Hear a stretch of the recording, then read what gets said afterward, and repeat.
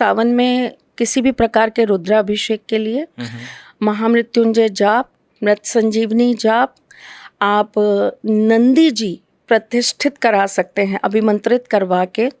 नंदी जी घर के अंदर आप अपने प्रतिष्ठित करवा सकते हैं, चाहे वो आपके पारे के नंदी हों, चाहे वो आपके क्रिस्टल के हों। और साथ में ही इसी तरीके से शिव जी की बहुत सारी चीज़ें हैं जो आपको श्री तथा अस्तु के द्वारा आपको पूजा पाठ करके अभिमंत्रित करके प्राप्त हो जाएगी। जैसे कि मैंने आपको एक बार बताया था कि गाय का शुद्ध घी जिसके अंदर रुद्राक्ष डाल के अभिमंत्रित किया जाता है और फिर उस घी की आहुति दी जाती है। और वो जो रुद्राक्ष होते हैं उनको आपको फिर एक पोटली में बांध के भोलेनाथ को अर्पण करने होते हैं। तो ये एक बहुत अलग तरह का विधि है, एक बहुत अलग तरह का ये आप कह सकते हो उपाय है जो सावन में या शिव जी के जो भक्त हैं जो महादेव को बहुत मानते हैं उनके लिए बहुत कारगर होता है, बहुत काम करता है। इसी तरीके से विशेष तरीके से सिद्ध किए हुए रुद्राक्ष जो आपको जल के अंदर अभिमंत्रित करके मिलेंगे। जल भी आपको गंगा जल अभिमंत्रित करा हुआ मिलेगा, वो तो वैसे ही अपने आप में बहुत प्योर होता है, लेकिन फिर भी भोलेनाथ के मंत्रों द्वारा उसको जो है अभिमंत्रित और सिद्ध किया जाएगा और उसके अंदर रुद्राक्ष रखे जाएंगे। उस जल को आपको भोलेनाथ को अर्पित करना होता है अपनी मनोकामना इच्छा पूर्ति के लिए। जो भी आप विशेष इच्छा पूर्ति रखते हैं उस तरह से। तो ऐसे बहुत सारी चीजें हैं, केवल आपकी पूजाएं नहीं है, विद सॉल्यूशन आपकी पूजा और पूजा के साथ आपको सिद्ध करी हुई चीजें भी हैं। अरे वाह, ओके। तो आगे बात करेंगे हम श्री तथा अस्तु के बारे में। अब हम एपिसोड स्टार्ट करते हैं जिसकी बहुत ज़्यादा डिमांड आ चुकी है कि क्या करें सावन, क्या स्पेशल चीज़ें करनी चाहिए। आप त्रिशला माँ से, त्रिशला मैम से पूछेगा कि क्या इस सावन हम क्या कर सकते हैं कि और घर में सुख शांति है और जितने भी ग्रह कलेश है, नज़र बाधा है, हेल्थ है, मनी है, जो भी चीज़ें होती हैं वो सारी कैसे हटाएं और इस सावन का सबसे ज़्यादा लाभ उठा सके। तो आप बताइए। देखो वरुण, पहले तो मैं आपको कुछ चीज़ें क्लियर करती हूँ। मेरे आराध्य के आराध्य हैं भोलेनाथ, और हरि हर बिना नहीं और हर हरि बिना नहीं जी। तो दोनों एक दूसरे का ही प्रतिबिंब है और दोनों एक दूसरे के ही आराध्य हैं। हरि ने हमेशा हर को अपना आराध्य माना है और हर ने हमेशा हरि को अपना आराध्य माना है। तो यहाँ लेकिन दोनों की कुछ सिस्टम में फ़र्क है।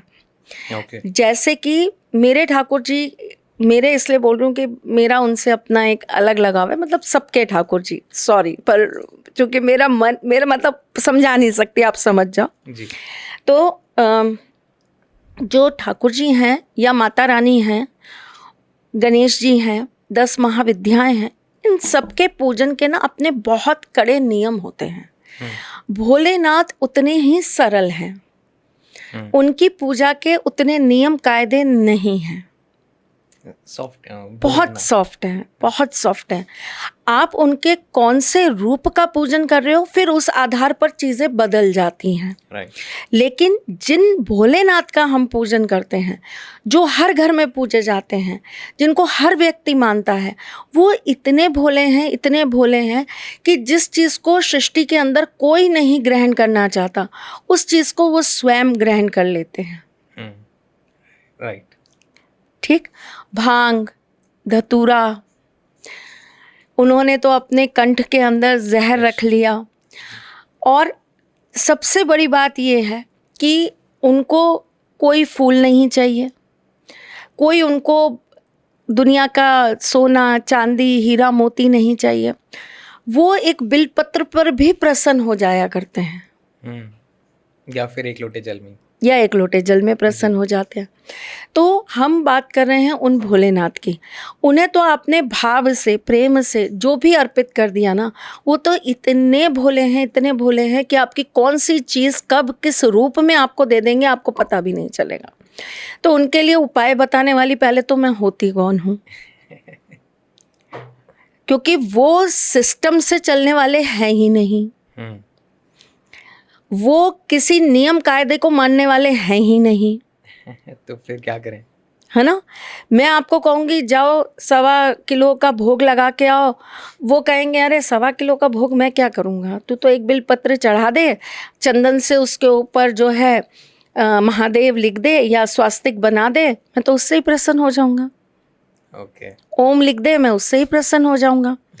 पर फिर भी जो हमारे ज्योतिष शास्त्र के अंदर कुछ चीज़ें बताई गई हैं, जो कुछ उपाय बताए गए हैं, वो मैं मैक्सिमम टू मैक्सिमम आपके साथ, आपको क्या सावन में करना चाहिए वो मैं आपसे शेयर करूंगी। ओके, थोड़ा सा मैं जानना चाहूँगा क्योंकि बहुत ज़्यादा टीनेजर्स जेनजी बहुत पॉडकास्ट देखते हैं, तो उनको यही नहीं पता कि सावन क्या होता है या श्रावण कहते हैं कुछ लोग। तो पहले ये बताइए कि ये होता क्या है, हमारे कल्चर में, हमारे धर्म में इसको क्यों मनाया जाता है और क्या है, इसकी क्या स्टोरी है? हमारे यहाँ जनवरी फरवरी मार्च अप्रैल नहीं होता। हमारे यहाँ हर एक मास जो है वो उसका अपना नाम है। तो जो ये सावन का मास है ये भोलेनाथ को भेंट है या समर्पित है, ऐसा कहते हैं या ये भोलेनाथ का ही महीना है जी। क्यों सावन इसको क्यों कहते हैं? क्योंकि इस मौसम में, अब तो खैर क्लाइमेट बहुत चेंज हो गया, लेकिन सावन में ही बरसात चालू होती थी। राइट, अभी शूट से पहले बारिश इतनी हो रही थी। सावन में ही बरसात चालू होती थी। और सावन में कुछ ऐसे प्रमुख त्योहार आते हैं जैसे कि नागपंचमी है, हरियाली तीज है, हरियाली अमावस है।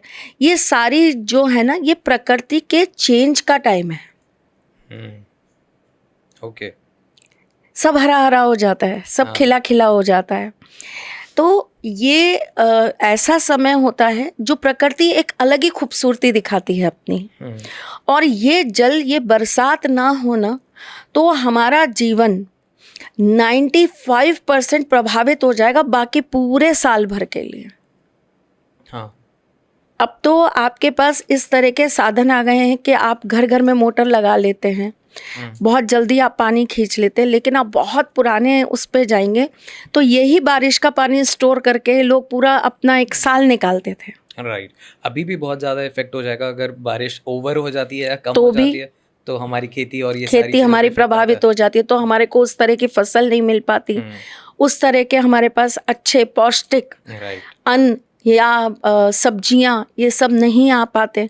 तो डेफिनेटली मतलब सावन सबसे महत्वपूर्ण इस समय हमारा जो है महीना होता है। और चूंकि सावन भोलेनाथ को एक तो समर्पित है और दूसरा उन्हीं का मास कहा जाता है सावन के मास को। दूसरा एक सबसे अच्छी बात सावन में पता है क्या होती है? क्या? सावन का महीना बहुत खुशनुमा होता है। हाँ, क्योंकि हर जगह हरियाली है, फ्रेशनेस है, एक अलग सा मौसम आ जाता है। और इस महीने में ना चाहते हुए भी बड़ा रोमांस आ जाता है। हाँ, फरवरी जैसा होता है। फरवरी तो उनके हिसाब से लव महीना है ना, हमारे हिसाब से देखें तो हाँ यही है। एक मान्यता तो और आई गेस कि कहते हैं कि विष्णु जी अब आराम करने जाते हैं और अब शिव जी धरती की देखभाल करते हैं और देख देख करते हैं।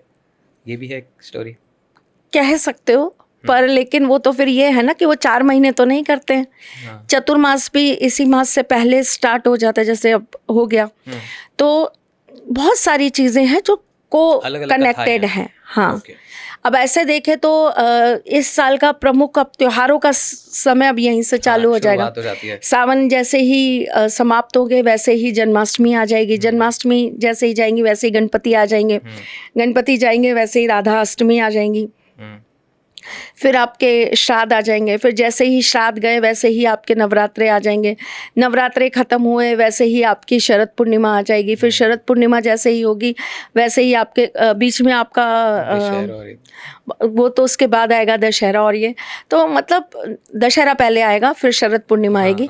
तो ये इस तरीके से ना यहाँ से आपके एक तरीके से त्योहारों की भी बरसात चालू हो जाती है, हैपनिंग हो जाता है, हैपनिंग हो जाता है, चेंज आने लग जाता है हमारी चीजों में। राइट, फिर शादियों का भी आएगा सीजन आ जाता है, वो इसी से नहीं, वो अभी बहुत लेट है, वो तो दिवाली के बाद जब देव उठनी एकादशी आएगी उसके बाद। ओके ओके, तो मतलब बेसिकली हम इंडियंस के लिए यहाँ से त्योहार शुरू हो जाते हैं, कह सकते हैं एक नया साल हो गया त्योहारों के लिए। Okay, perfect. तो और क्या और कैसे अब इसको और एनहांस कर सकते हैं? क्या रोमांटिसाइज में और एनहांस कर सकते हैं? कैसे करें? लव स्टोरीज में अगर सबसे पहले ये देखा जाए कि किसकी लव स्टोरी पे करें, दुनिया में पहली लव स्टोरी किसकी थी तो वो शिव जी की थी।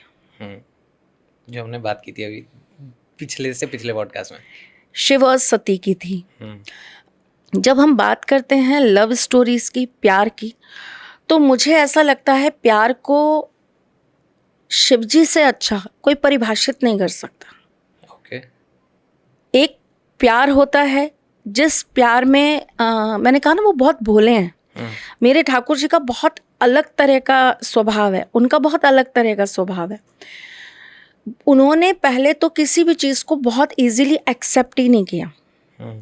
क्यों? क्योंकि उनको पता था कि इस चीज़ से बहुत सारी चीज़ों को घात होगा, दुख होगा, तो उस रास्ते पे जाओ ही मत।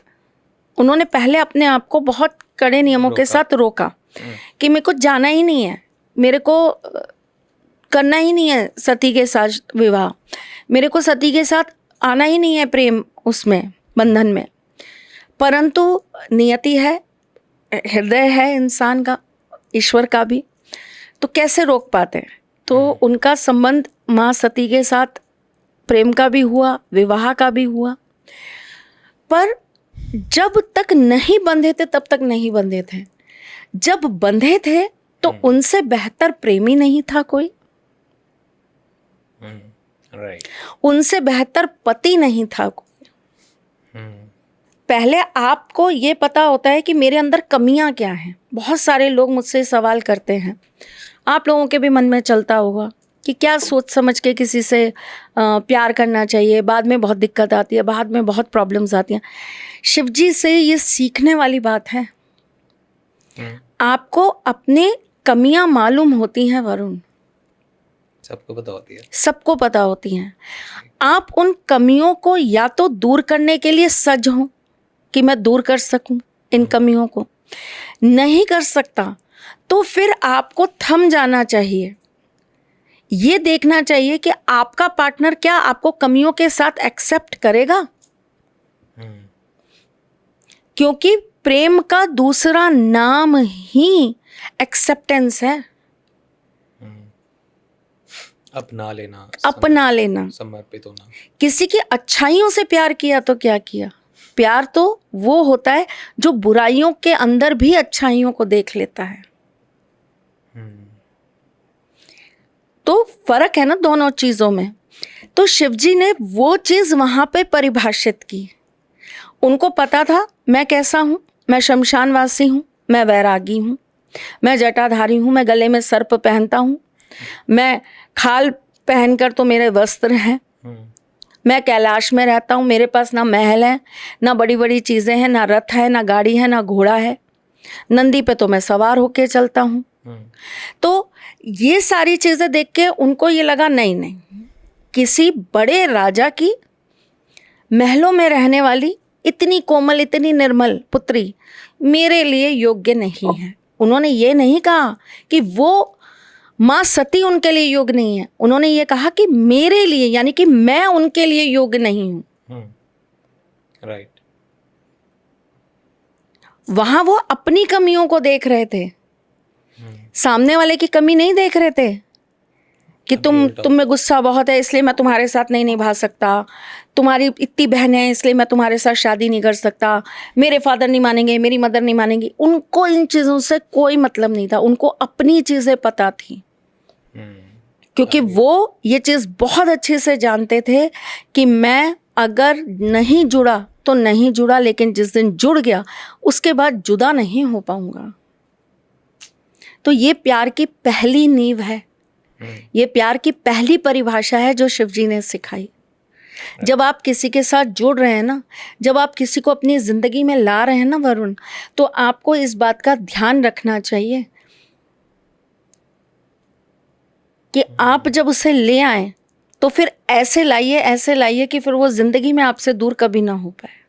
फिर वो एक ही हो गया शिव शक्ति की तरह। बिल्कुल। तो जब तक नहीं थे तब तक नहीं थे, लेकिन जब उनको ये लगा कि नहीं अब मुझसे नहीं हो रहा, मेरे को भी प्रेम है और मैं अब इनके बिना नहीं रह पाऊंगा, तो वो क्या नहीं बने उनके लिए, वो उनके लिए शिल्पकार भी बने, वो उनके साथ में नृत्य भी करने गए। वो बार बार ये जानते हुए कि उनके पिता उन्हें पसंद नहीं करते, वो फिर भी उनके बुलाने पर उनके पास हमेशा गए, उन्होंने क्या नहीं किया, उन्होंने सब कुछ किया अपने प्रेम को पाने के लिए, पूरे समर्पित हो। पूरे समर्पित हो गए। और इतने समर्पित हो गए, इतने समर्पित हो गए कि उन्होंने अपने से ज़्यादा, अपने से ऊपर उन्होंने अपने प्यार को बना दिया। That is a definition of true love.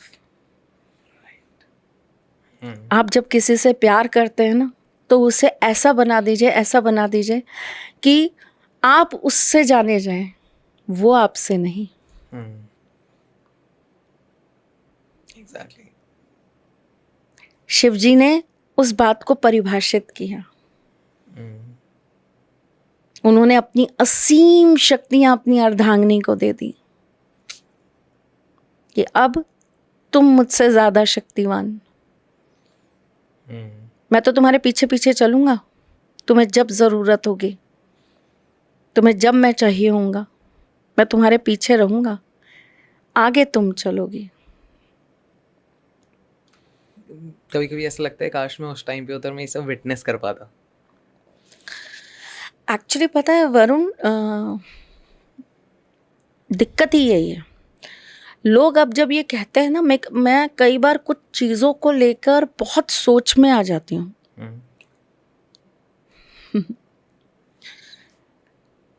कुछ चीज़ें मुझे हर्ट भी करती है, कुछ चीज़ें मुझे गुस्सा भी दिलाती हैं। जैसे कल तुम्हारा फ़ोन आया था तो मुझे बहुत तेज गुस्सा आ रहा था। हाँ, आप कल गुस्सा में क्यों थे? मुझे धर्म का अपमान बर्दाश्त नहीं होता। मैं जहाँ रहती हूँ वहाँ अभी जगन्नाथ जी की यात्रा निकाली गई। जगन्नाथ जी की यात्रा के अंदर इस्कॉन वाले लेकर आते हैं जगन्नाथ जी की, वो यात्रा करवाते हैं अलग अलग जगह पे।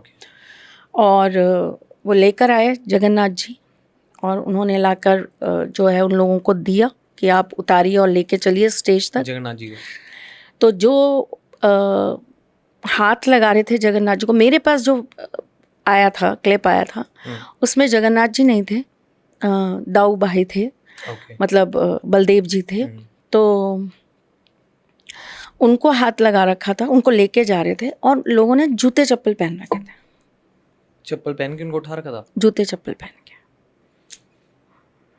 ये तो बेवकूफ। तो मेरे को तो देखते ही ऐसा हो गया कि मैं जाके है ना अभी क्या ना कर दूं। मैंने मतलब बहुत कंट्रोल किया अपने आप को कि मैं कुछ नहीं करूं, मैं कुछ नहीं करूं, मैं शांत रह जाऊं। लेकिन पता नहीं मेरी आत्मा मुझे झंझोड़ती रही बार बार कि तू शांत कैसे रह सकती है, इतना बड़ा अधर्म देख के तू शांत कैसे रह सकती है। 10-15 मिनट बाद मुझसे बर्दाश्त नहीं हुआ, मैंने लिख दिया वहाँ पे कि जूते चप्पल पहनकर भगवान का स्वागत किया जा रहा है, बहुत बढ़िया।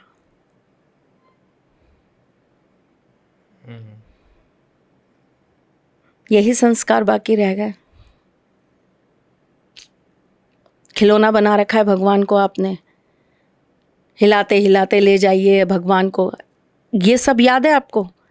मतलब आप इंस्ट्रक्शंस दे रहे हो, इस्कॉन वाले इंस्ट्रक्शंस दे रहे हैं इस बात का कि हिलाते हिलाते ले जाइए जगन्नाथ जी को। ये नहीं बता रहे हैं कि आपने इतनी बड़ी गलती कर रखी है। और अभी बहुत सारे लोग आएंगे जो मेरे से इस बात पे वाद विवाद और तर्क वितर्क करेंगे, तो मैं यहीं पर पहले उनका मुंह बंद कर देती हूँ। मुझसे कुछ भी कहने से पहले मेरी इन 3 चीज़ों पे जाकर रिसर्च करना। इस्कॉन का सारा पैसा कहाँ जाता है? यू आर अ डिवोटी ना इन इस्कॉन। इस्कॉन का सारा पैसा कहाँ जाता है? खासकर मैं इंडियन से बात कर रही हूँ, फॉरेनर्स से नहीं। कहाँ जाता है आपका पैसा? पहली बात। दूसरा, 1976 के अंदर वृंदावन में नींव रखी गई थी इस्कॉन की, तभी से इस्कॉन बहुत पॉपुलर हुआ है। और 1980s के बाद में इंडिया गौ मास के लिए आगे से आगे बढ़ता जा रहा है, और आज की डेट में वर्ल्ड का 3रे नंबर का सबसे बड़ा गौ मास का एक्सपोर्ट हो रहा है, वहां से हो रहा है। सर्च करो ना, मुझसे क्यों पूछ रहे हो? और दूसरे नंबर में कौन है पता है आपको? अमेरिका, जहां सबसे ज्यादा इस्कॉन का पैसा जा रहा है। ये कृष्ण भक्ति है? जिस देश में गाय को माँ की तरह पूजा जाता है, सर्च करिए। और सिर्फ माँ की तरह ही नहीं पूजा जाता, कृष्ण जी तो थे ही उनके रक्षक। सर्च करिए, प्लीज सर्च करिए, थोड़ा सा दिमाग लगाइए, पागलों की तरह किसी चीज के पीछे मत भागिए।